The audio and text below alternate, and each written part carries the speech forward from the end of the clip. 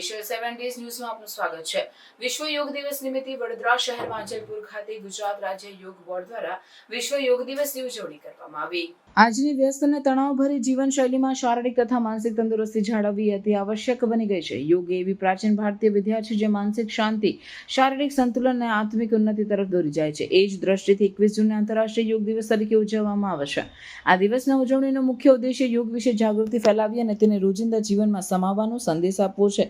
યોગ શારીરિક રોગોને દૂર કરે છે, મનને શાંત રાખે છે અને વ્યક્તિત્વમાં શિસ્ત, સમર્પણ અને આધ્યાત્મિકતા લાવે છે. ત્યારે વડોદરા શહેર માંજલપુર વિસ્તારમાં આવેલ સ્પોર્ટ કોમ્પ્લેક્સ ખાતે વિશ્વ યોગ દિવસની ઉજવણી કરવામાં આવી હતી, જેમાં મોટી સંખ્યામાં યુવાનો, મહિલાઓ અને સિનિયર સિટીઝન લોકોએ યોગા કરી શરીરને તંદુરસ્ત રાખવા માટે યોગા કરવામાં આવ્યા. આ યોગથી થતા ફાયદા: શરીરના સ્નાયુઓ મજબૂત થાય, લવચિકતા અને સહનશક્તિ વધે, પાચન તંત્ર સારું બને, હૃદય અને ફેફસા સારી રીતે કાર્ય કરે, થાક, માથાનો દુખાવો, કમરના દુખાવા જેવી તકલીફો ઘટે. તે માટે તમામ લોકોએ યોગા કરવા જોઈએ.